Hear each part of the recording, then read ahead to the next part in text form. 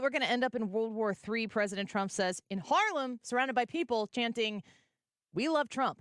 Let's go to Joe Biden at Wawa. Right, I'm just going to order a milkshake. Yeah, we'll be right back. I thought you did it right there. I think they want to do it over here.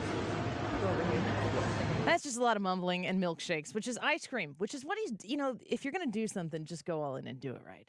Is there a comparison that is relevant to the campaign season we're in based on the very produced stop at this Wawa from Joe Biden ordering milkshakes once again, comparative to Donald Trump going all over New York City? Well, we figured we asked somebody who knows a little bit about New York City. Joe DeVito back on the show with us. He's a writer and a comedian and a regular panelist on Fox News' Gutfeld. You can check him out at joedevito.com. Welcome back to the show, Joe. It's good to have you here. Hi, Annie. Always good to hear from you guys. Thank you so much. I wonder, when you watch the video of Donald Trump in Harlem, does that look manufactured to you at all? You know a little bit about television production and everything. Does it look real or does it look produced? That's as real as it gets. And when it showed him, the good contrast between the bodega and the Wawa, for people outside the New York area, if you don't know what a bodega is, in New York City, it's like a deli, but there are cats sleeping on the bread. Huh? Oh. Yeah. Actually, wait a second. I could look out my window. We might have some of those in St. Louis. Just call them something different. Yeah, that's the baked goods are like the Tempur-Pedic of the feline world. So that's how you know you're in a bodega. They also have a lot of you go to a good one. There's a lot of Goya products with dust on them. Goya that no one has purchased in a long time. So yeah, I look at this that Trump is just so funny off the cuff, and there's Joe Biden. Now he's getting lost indoors. Hey, it was one thing when he was wandering around outside the building, but now he's actually in a contained environment. He's turning into the Where's Waldo of presidents, where you just we gotta get him a have hat to follow. Oh, help! Now we just have to follow a trail of dribbled dairy products. Did you see the video? You were able to watch the video at the Wawa, I assume. There was a video that was released that was like before Joe Biden got into the Wawa, and the guys up there is like, this is how this is gonna go. And then they start saying, he's going to come over here, he's going to order this, and he's going to take care of the tip. I'm like, of course he's going to take care of the tip. I don't think that it's unrealistic for stuff like that to happen. That happens a lot, especially in political campaigns. But there has to be a real difference between those crowds of people in Harlem around Donald Trump. There has to be something motivating their support for this guy, because you could show up to see the spectacle that is Donald Trump. It doesn't break out into the national anthem 4 more years and we love Trump without it being at least a little genuine. Of course. Well, it shows you that is an organic response. And yeah, you're right. A politician or a president goes anywhere in public. There's a certain amount of orchestration that goes on. But when we're talking about Joe Biden's a little bit different. I mean, yeah, of course they're going to take care of the tip. For him, leaving a tip means his fingers fall off because he had leprosy back in the pyramid days. So, in the cannibal days? Yeah. Yeah. I'm sitting at Fox working on the Gutfeld show, and we look up at the monitor, and it just says on the chyron, Biden says his uncle was eaten by cannibals. You're like, Gutfeld's right in the chyrons. How did this even happen? What made us laugh the hardest was whoever in the production department, they threw that one little exclamation point at the end of it, as if that weren't enough of a headline. I mean, this is with emphasis. This is where I tried to make this distinction when Trump was running against Hillary, was that Hillary was a liar and Trump was a BSer. And there really is a difference. It's not just trying to split hairs, in that Trump exaggerates. He blows things up. He promotes. He's got that P.T. Barnum aspect to him. But with Biden, the things that he lays claim to, like, I really would hate to be trying to manage him, where he goes off like the idea that he would say, my uncle fell out of a plane and was eaten by cannibals in New Guinea. Hard to spin. I can't even imagine, like, Karine Jean-Pierre, I like to think that maybe she naturally has straight hair, and just the job has done that to her from the trauma inside her brain needing to get expressed. We're speaking with Joe DeVito. Of course, you know him as a regular panelist on Fox News Gutfeld. He's a writer and comedian as well. He is coming to the streets of St. Charles June 27th through 29th, and tickets are on sale right now at St. Louis Funny Bone, stlouisfunnybone.com. So go get your tickets. I wanted to ask you about this. I just hear like the Lee Zeldins of the world kind of wink, wink, only need 30% of New York City in order to turn New York red. Is that crazy talk?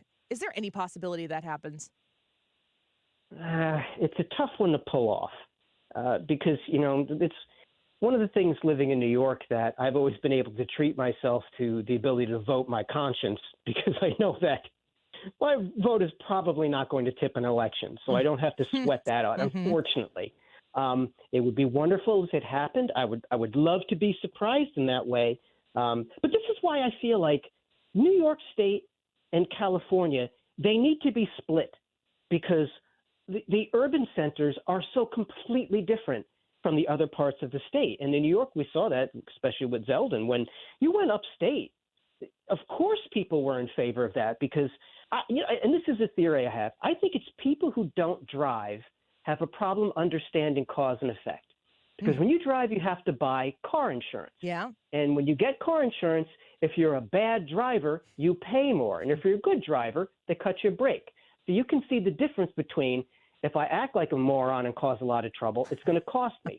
But if you live in a city where all these services are provided for you, you don't see that connection like that. I think we should do, like I said, the same with California. Northern California, they don't want to be like LA. They don't even want to be like San Francisco because they've seen what happens when you put these dopes from government in charge. It's always a train wreck.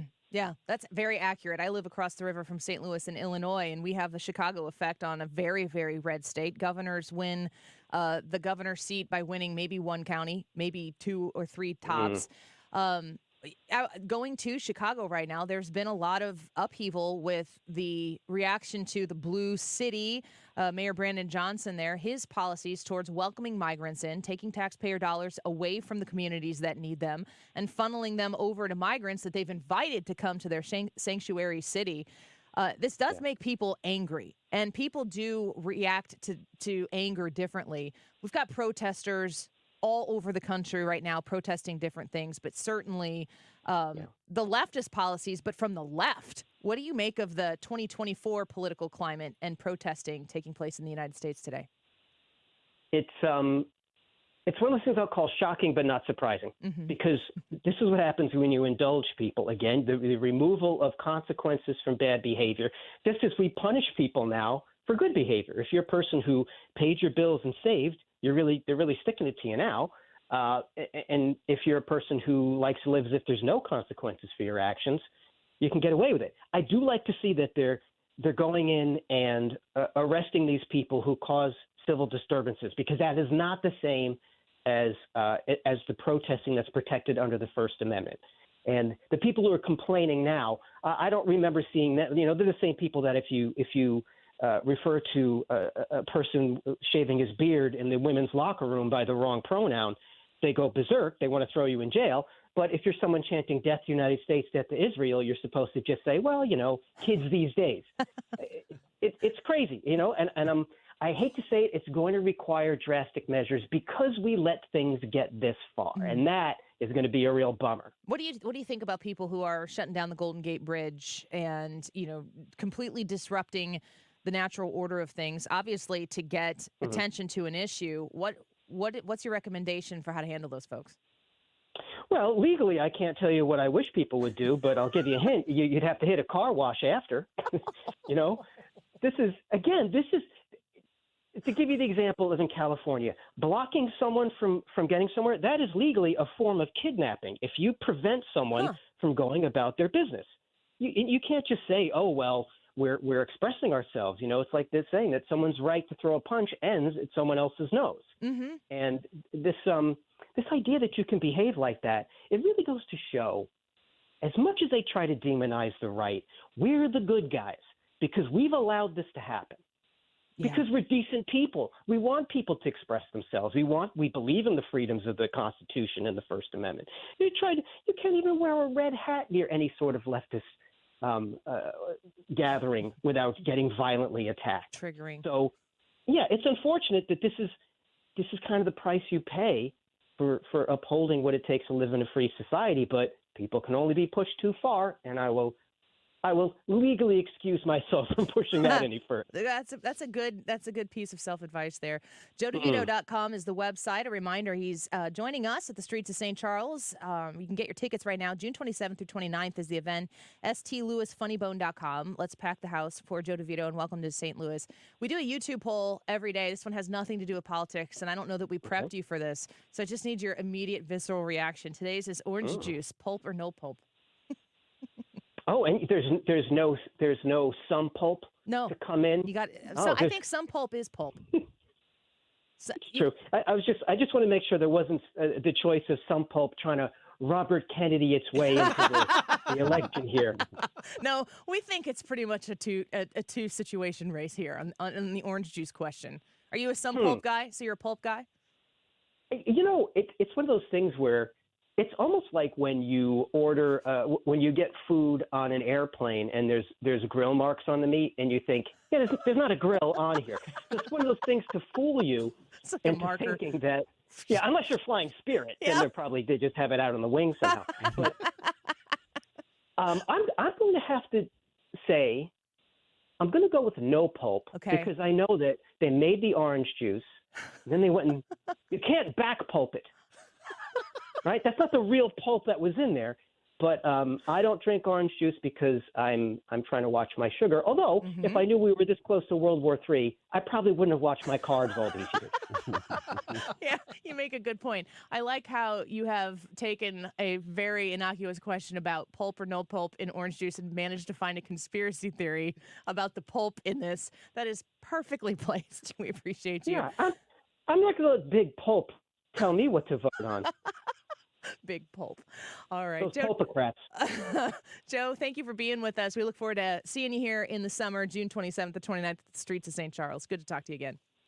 Right on. I'll see you guys soon. Sounds good. Take care. Joe DeVito, writer, comedian, regular panelist on Fox News' Gutfeld. You can go to stlewisfunnybone.com, get your tickets.